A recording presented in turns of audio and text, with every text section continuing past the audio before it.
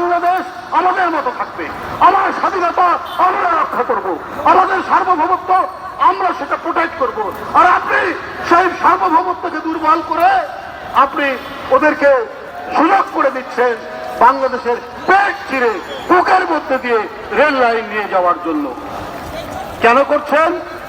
কারণ ওরা আপনাকে বৈধতার সিল দিয়েছে, এই কারণে দিয়েছেন।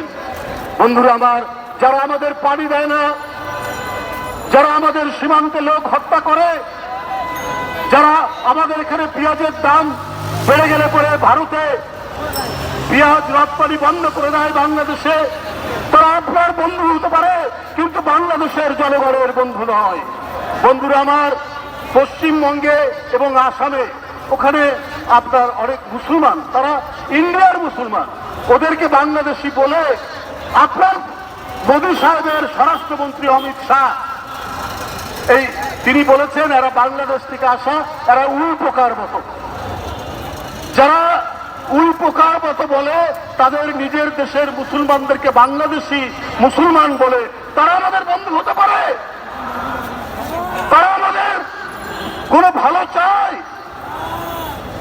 এই কারণেই এই যে রেল লাইন, এই যে সীমান্ত হত্যা, এই যে রক্তাক্ত ঘটনা, এই সমস্ত কিছুকে বৈধতা দেওয়ার জন্যই এদেশের জাতীয়তাবাদের প্রতীক, দেশপ্রেমের প্রতীক, গণতন্ত্রের প্রতীক, তাকে 2011 সালে গ্রেপ্তার করা হয়েছে গণতন্ত্রের মা দেশনেত্রী বেগম খালেদা জিয়া।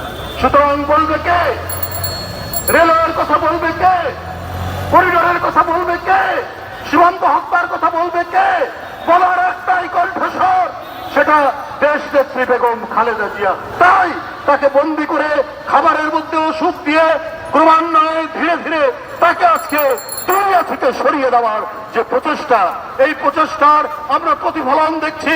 আজকে অসম চুক্তি, একতরফা চুক্তি, জনবিচ্ছিন্ন একটি সরকারের চুক্তি। বন্ধুরা আমার, এইটা আজকে জনগণ মানবে না।